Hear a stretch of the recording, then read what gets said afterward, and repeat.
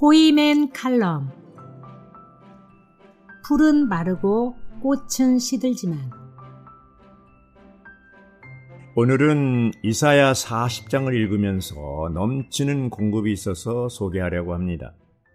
이사야서는 두 부분으로 나눌 수 있는데, 첫째 부분은 1장부터 39장까지이고 둘째 부분은 40장부터 66장까지입니다.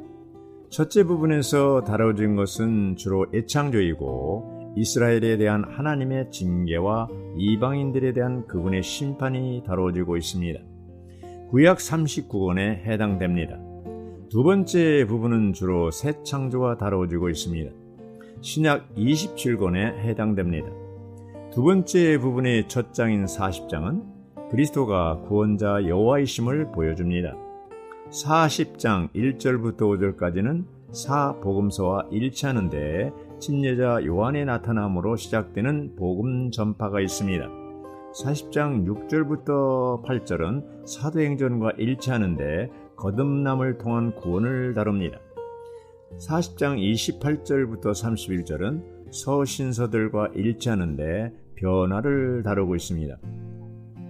40장에서 66장까지 모두 27장은 여호와께서 징계받은 선민인 이스라엘에게 하신 위로의 말씀입니다. 처음 35장에서 이사야는 이스라엘을 극도로 질책하고 정죄하고 폭로하였습니다. 그는 이스라엘이 얼마나 악한지를 거듭 지적하고 있습니다. 36장에서 39장까지는 한 사람 히스기야에 관한 기록입니다. 40장부터 이사야의 어조는 완전히 바뀝니다. 더 이상 어떤 질책이나 정죄가 없습니다. 대신에 이스라엘에 대한 여호와의 위로의 말씀이 나오며 여호와의 기쁜 소식이 나옵니다. 광야에서 외치는 자의 소리. 이사야 40장 3절과 4절에서 구원자의 신 예수는 광야에서 외치는 침례자 요한의 소리로 안내되셨습니다. 3절에서 광야에서 외치는 사람의 음성이라 여호와의 길을 예비하라, 사막에서 우리 하나님을 위한 큰 길을 곧게 하여라라고 외칩니다. 여호와의 길을 예비하는 것은 예수의 길을 예비하는 것입니다. 예수는 신약의 여호와이십니다. 구약에서 예수의 이름은 여호와이며 신약에서 여호와의 이름은 예수입니다. 여호와의 길을 예비하는 것은 사막에서 우리 하나님을 위한 대로를 평탄케 하는 것입니다. 4절은 모든 골짜기가 높아지고 모든 산과 언덕이 낮아지며 굽은 곳들이 곧아지고 험준한 곳들이 평탄하게 되리라고 말합니다. 여호와의 길을 예비하는 것은 우리 마음을 예비하는 것입니다. 예수님이 우리 영 안으로 들어오시기 위해서는 우리 마음을 통과하셔야 합니다. 골짜기와 산과 언덕으로 굽은 곳과 거친 곳으로 가득한 사람의 마음을 평탄케 하는 것이 침례 요한의 역할입니다. 사람의 마음은 굽고 거친 곳으로 가득한 사막과 같습니다. 이런 마음을 평탄케 하는 것이 침례자 요한의 외침입니다. 풀은 마르고 꽃은 시들지만. 이사야 40장 6절에서 8절 상반절까지 해서 모든 육체가 풀과 같이 마르고 꽃처럼 시든다고 말합니다. 모든 인류, 모든 육체는 오래가지 않을 것입니다. 인간은 지나가지만 하나님의 말씀은 영원히 거할 것입니다. 역사를 통하여 많은 유명한 사람들이 말했지만 그들의 말은 영원히 거하지 않습니다. 그들이 죽었을 때 그들의 말은 그들과 함께 죽었습니다. 그러나 예수님의 말씀하심은 영원합니다. 우리가 그분의 말씀을 들을 때 우리는 구원받았습니다. 사람들은 육신적으로 그분을 보지 못했지만 그분의 말씀을 들었습니다. 그분의 말씀은 바로 그분 자신이며 그분은 여호와이고 여호와는 하나님이십니다. 그러므로 말씀이 하나님이십니다. 태초에 말씀이 계셨으며 이 말씀은 하나님이십니다. 사람들은 그분의 말씀을 들을 때 살아납니다. 복음을 들을 때 우리는 살아나게 되었으며 그분의 영원한 생명에 참여하게 되었습니다. 베드로는 우리가 하나님의 살아있는 말씀으로 거듭났다고 말했습니다. 타락한 사람인 우리는 마른 풀과 시드는 꽃과 같았지만 영원히 살아있는 말씀은 영원한 생명을 우리 안으로 가져와 우리를 거듭나게 하였고 우리는 영원한 생명을 얻게 되었습니다. 너희의 하나님을 보아라. 이사야 40장 9절은 기쁜 소식을 선포합니다. 너희의 하나님을 보아라. 이것은 여호와의 나타남이십니다. 여호와는 여기 계시며 그분은 당신의 하나님이십니다. 이것이 기쁜 소식입니다.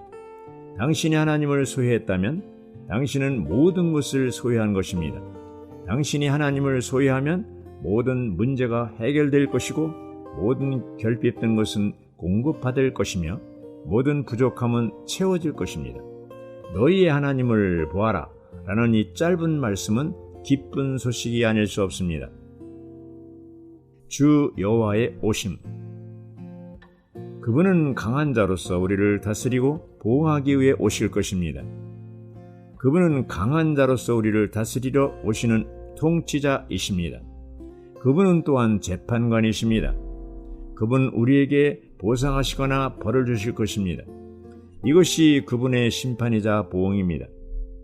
예수는 구원자로서 오셨으나 사복음서에서 우리는 또한 재판관이신 그분을 볼 것입니다. 마태복음 5장에서 주님은 왕국 백성을 위한 9가지 축복을 말씀하셨지만 마태복음 23장에서 그분은 서기관과 바리새인들에게 8중화를 말씀하셨습니다.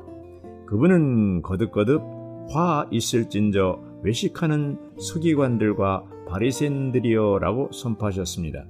이것이 그분의 심판하심입니다. 그분을 앙망하는 자들에게 능력이 되심. 구원자 여호와께서는 그분을 앙망하는 자들에게 능력과 힘을 주시는 분이십니다. 우리가 신앙할 때나 주님을 위해서 이야기할 때 우리는 이것을 체험합니다. 주님은 기진한 자에게 능력을 주시며 활기가 없는 자에게는 힘을 더하십니다. 바울은 내게 능력 주시는 자 안에서 모든 것을 할 수 있는 이라고 선포합니다. 능력 주시는 분이신 그리스도 안에서 우리는 독수리처럼 날개치며 올라갈 것입니다. 이사야 40장 30절과 31절은 청년이라도 피곤하여 지치고 젊은이라도 기진하여 주저앉기 마련이나 여호와를 바라는 이들은 새 힘을 얻으리니 독수리처럼 날개치며 올라가겠고 뛰어도 지치지 않으며 걸어도 피곤하지 않으리라고 말합니다. 이것은 예수를 신뢰하는 자들을 묘사하는 구약의 방식입니다. 신약은 에베소 6장 10절과 빌립보서 4장 13절에서 이것을 말하고 있습니다. 바울은 또한 빌립보서 4장 12절에서 말하기를 내가 일체의 비결을 배웠노라고 합니다. 그는 그리스도 안에서 일체의 비결을 배웠으므로 피곤하거나 지치지 않았습니다.